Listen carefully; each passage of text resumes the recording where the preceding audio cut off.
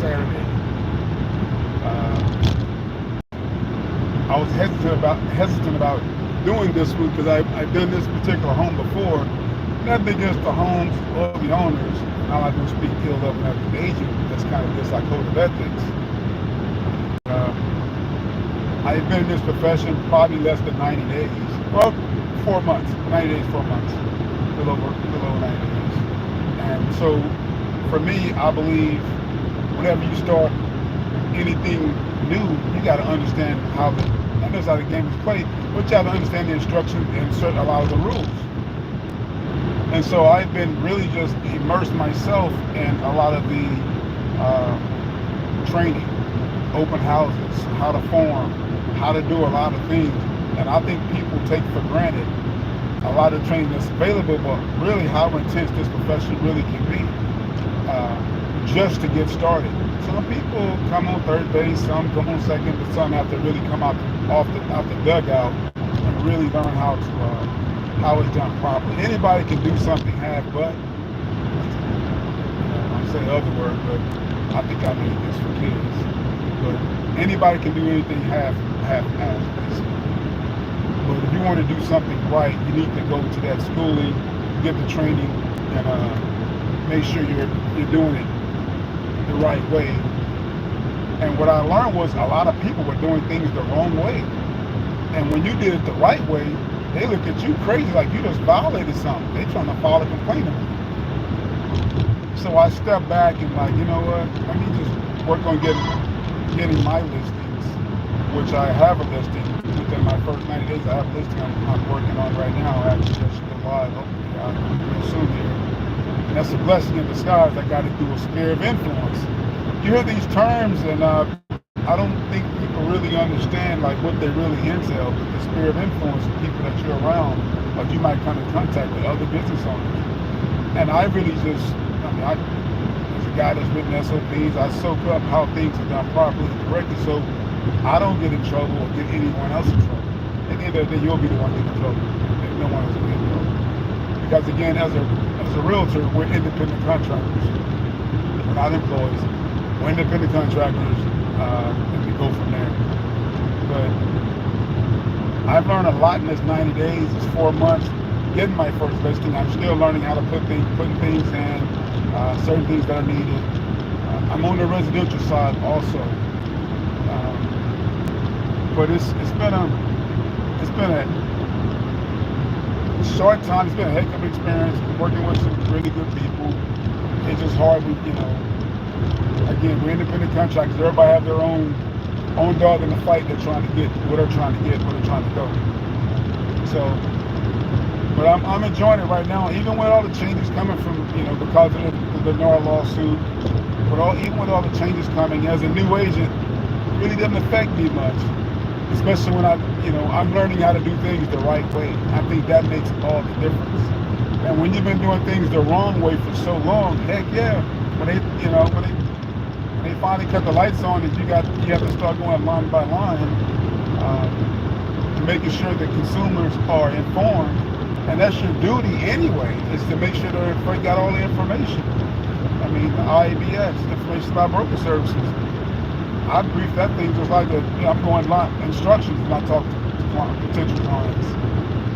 Now the rep agreement. Of course, you're going to rep this person. You're going to help this person. You're going to be a representative for them, and you have to talk about the commission with that person. It has always been negotiable, so I really didn't understand how we got to where we had to pursue, because that terminology is always out there. But of course, you can't jump the gun. You have things posted, stuck somewhere already. You haven't even,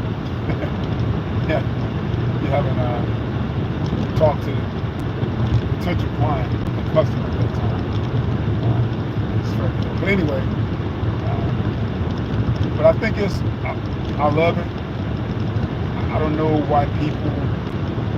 It seems congested. I don't think it is. I think if you're an entrepreneur, if you think you're an entrepreneur, I honestly believe this, getting in real estate for me was one of the best things. Coming as a former music manager, representing other people, that was rough.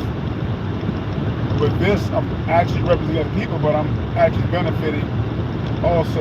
It's different. Same skill set, I feel, but it's just a little different. Tone is a little different. This here is this is going to be the largest purchase ever in their life. It's going to be a home. Anyone listening to this, you might see the mention. This will be the largest purchase you're ever going to make in your life. Will be a place of residency. Now, for those people that are just bent on renting, I bought my first home at 25 in 2007. I wish I'd do sooner at 19. But everyone learns at different paces. But I just couldn't see paying rent to someone else's mortgage, not having that privacy, or just being able to do the things you want to do, and you can't because you're tired, because you're renting. Nothing wrong with renting temporarily. I rented while I was in college. There's a time and place for everything. But I think as we get older, and, if you live in an apartment complex where there are stairs, I think that makes a difference. But I learned also just renters are transient people. They're transient. They're moving all the time. So you don't know who's going to be your neighbor, next month, next week. Matter of fact, you don't know what your rent payment is going to be. You might not think you're paying property taxes, but I guarantee you're paying taxes. It's wrapped up in the bigger mortgage.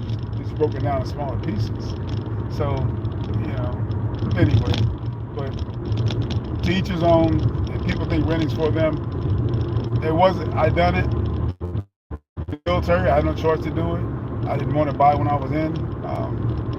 As soon as I got out, I did buy, and I think it was one of the smartest investments I made, and started learning what it means to, have my own front yard, my own backyard. And even as a kid, we were not buyers. My parents, my mother was renters. But boy, I just don't think people understand the freedom you really have owning a home for you and your family. I see young couples, I talk to them, and not try to convince them, but let them know the benefits of just, and everybody's not financially able at some point. 2 years, guess what's going to go up? Cost of equipment's going to go up. Everything goes up, nothing stays the same. As we see just right now, August 2024. I remember in the late 80s, interest rates, I can't even use interest rates as an excuse, because late 80s interest rates were 16%. We're complaining about 7%, 6% right now, and I don't think people understand history, and I think that's part of the problem also. They got used to those 3% interest rates, and that was an anomaly, and I don't think we're ever going to see those again. We'd be lucky to see 5.5. Honestly, we'll be lucky to see 5.5. I mean, I'm glad we're seeing 6. I'm happy with seeing 6 right now. So if we can stay at 6, I'm even good with that. But I think, unfortunately, of course, everything goes up except our paychecks. And I don't see a lot of people, they say, well, I'm going to do it on my own. I'm like, good luck with that one. People say that, I don't think they know what they're really saying, but there might be a handful that can actually pull it off. But I don't see just a slew of people really digging down, reading and understanding and comprehending what that all entails. So, no, I'm not even going to do that. I just come over here and join where I can learn how to do it effectively and efficiently, and just get what I need to get accomplished. But just because you do a pre-approval, also, you get one for $500,000 or $400,000, don't mean you have to go out and get a $400,000 house. It doesn't mean that you're going to get the bill right along with that when it pops up. But for me, I just need a roof over my head, my own privacy. I like having my front yard, my backyard, and having access to grocery stores, maybe the mall, a track, definitely a gym this way from where I live. So it is what's important to you, where you want to be, things that's important to you, how close you want to be to certain things. I don't have any kids in school, so it doesn't affect me at all. But for those potential clients looking for, I have to keep that in mind, that they may have kids in these are A school, this is a B school, things like that, But anyway, it's been, like I said, it's real things. I say experience. It is an experience. I'm learning something totally different. Like I said, I bought homes in the past. I've worked with real estate agents, and I didn't like all the paperwork. Never saw myself as a real estate agent. Never saw myself as a real estate agent. But after, two campaigns that I didn't end with, I got the results that's not good. I got the results that happened. That's fine. I can move on from that. But then I had to figure out, okay, where do I go from here? With my background, I looked at everything, and I ended up, it put me over here. And I'm grateful for it. I'm thankful because I feel like it's actually allowing me to use my education, my experience, the people, and just my education has put me in the right position. I just feel like I got a head start. And so, yeah, I've been getting all my designations from ABR to Rini, real estate negotiation expert, to the MRP, of course, military professional relocation, a relocation professional.